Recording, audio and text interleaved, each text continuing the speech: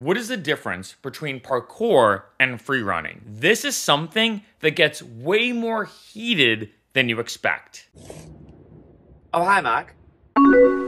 What's up, Freccero fam? Welcome back to my channel, where I like to experience everything that life has to offer. As most of you know, I've been doing parkour and free running for over 10 years, over a decade. I'm huge into acrobatics, whether it's parkour, free running, martial arts, capoeira, tricking, the list goes on and on. And one really popular question that I get all the time, besides, have you seen the parkour episode of The Office? What is the difference between parkour and free running? Is there a difference? Are they the same thing or not? I'm gonna give you a short answer, a medium answer, and then a long answer, as I hate YouTubers that ramble on. Short answer.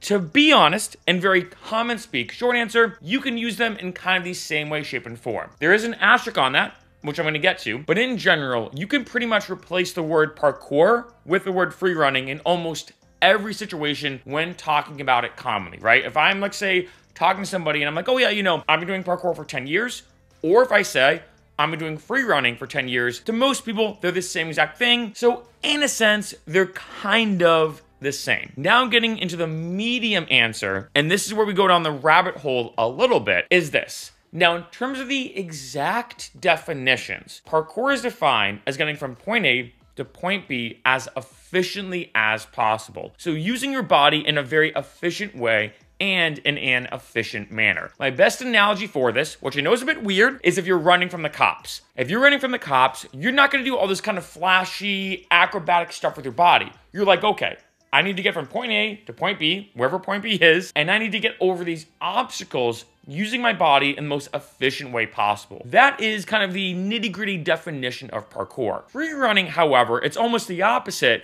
where you're not trying to use your body in the most efficient way possible, but you're using it in a very creative way, however you want to approach it. So a good way to think of these two is parkour being, like, say, running through an obstacle course. Like, say you're on a timed obstacle course, you need to get to the end as fast as possible to get the best possible time. You're going to use parkour. However, like, say you're in a competition to show the best tricks, for example, you're probably, in a sense, going to do more free running of using all these creative tricks, flips, and acrobatics. With that all being said now, let's get into the long answer. This is where the drama, or the tea as sometimes it's called, kind of begins.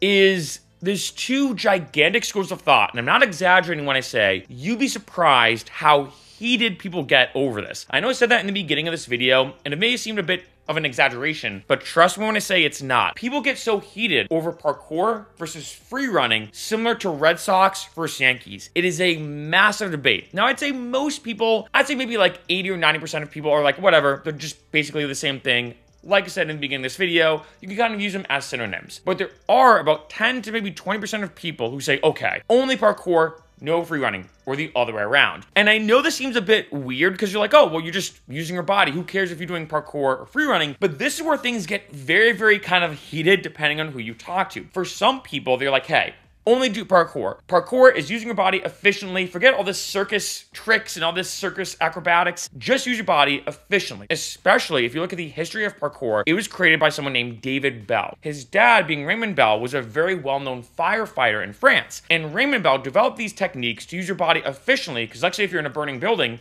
and you need to get out ASAP, of course, you're gonna use parkour. And David Bell, his son, took that methodology and said, okay, well, as opposed to using it for firefighting, for example, what if I treat this like a discipline, similar to martial arts or skateboarding, etc., etc.? And so there are people who are like, okay, you only do parkour, only use your body efficiently, forget all this circus stuff.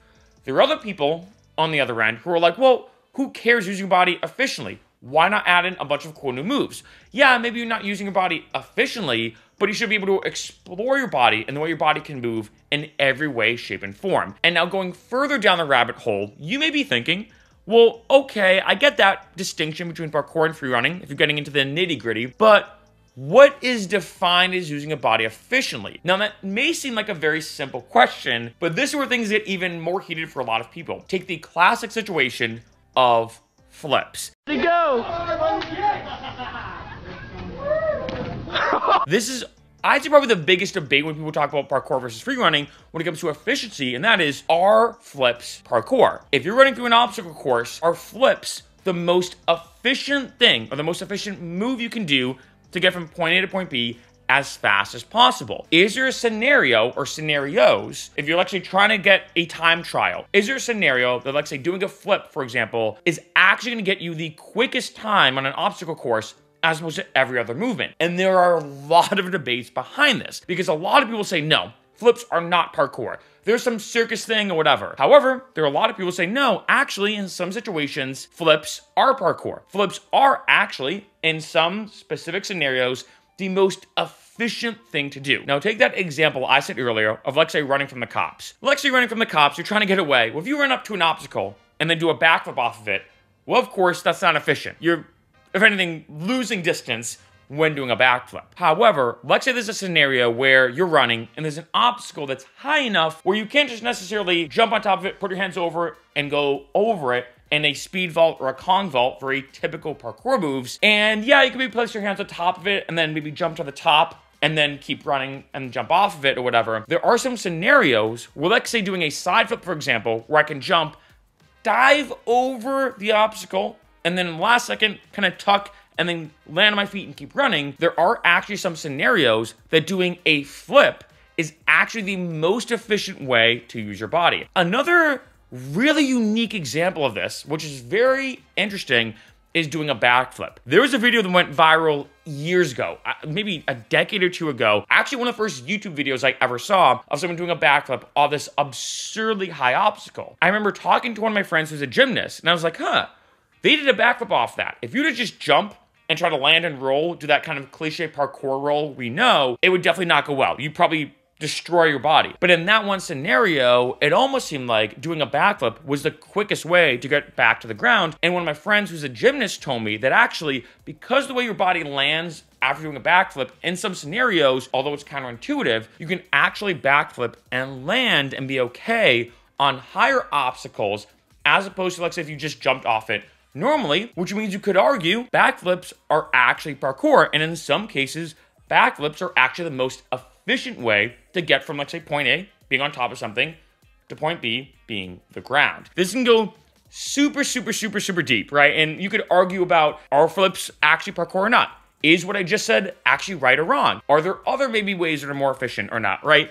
This could definitely get very, very tricky, and you could debate this till the cows come home, which I still feel like is kind of like a weird analogy. Anyway, though, like I've said numerous times in this video, people do debate this an aggressive amount and get super heated to the point where I've met people who are like, hey, I will not train with free runners. I just stick with parkour. And then I've met other people who are like, oh yeah, I only train with free runners. I don't train with people who do parkour. Like, why limit your body to just efficient movements? Why not use your body in every way, shape, or form? I do see arguments on both sides, right? And I'd say for the most part, like I said earlier, about 80 to 90% of people are just like, yeah, parkour and free running, they're kind of the same thing. Most people in general do and practice both. At the end of the day, though, this is something that I'd say only a small percentage of people actually debate and get intense on. Because there are people, like I said, if you say, oh yeah, I'm gonna do parkour today, they're like, whoa, do you mean parkour or free running? However, when we're talking to most people in common speak, and even talking to people who do both parkour and free running, they're pretty much the same thing.